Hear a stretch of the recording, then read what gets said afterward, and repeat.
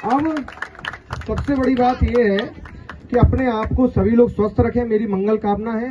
आज हमारे बीच में रात्रि तक गणपति बप्पा रहेंगे, फिर पुनः अगले वर्ष आएंगे। अब एक लगाव, एक प्रेम और एक श्रद्धा का भाव तो जुड़ ही जाता है, परंतु हर किसी का ये इस माध्यम से हम ये समझ सकते हैं कि हर किसी का समय पूरा होता है।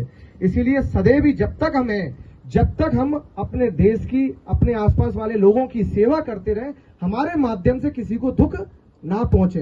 अंत में मातृ शक्ति के लिए मैं इतना ही कहना चाहूंगा, यहाँ जितने युवा खड़े हुए हैं, मुझे मतलब नहीं है यहाँ संख्या कितनी है, मैं संख्या देख के बात नहीं कर रहा, मैं अपने भाव को स्पष्ट कर रहा हूँ कि जितने भी युवा खड़े हुए हैं, जितने भी पुरुष जन हैं, मैं इनसे विशेष आग्रह यही करना चाहता हूँ कि मातृ शक्ति कौन है?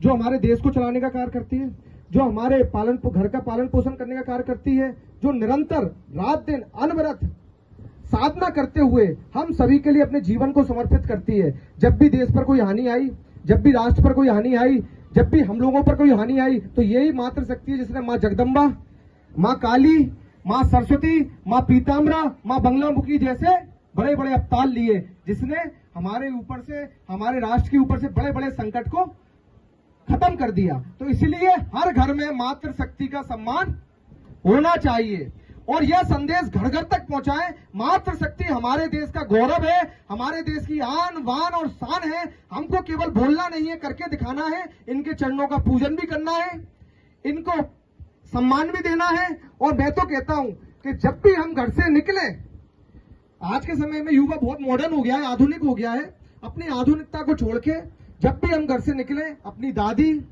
अपनी माताजी और छोटी छोटी ये बच्चियां है ना, ये भी माता का ही रूप है, तो इनका आशीर्वाद लेके ही हम घर से निकलेंगे तो किसी की कभी भी अपन को विपत्ति का सामना नहीं करना पड़ेगा।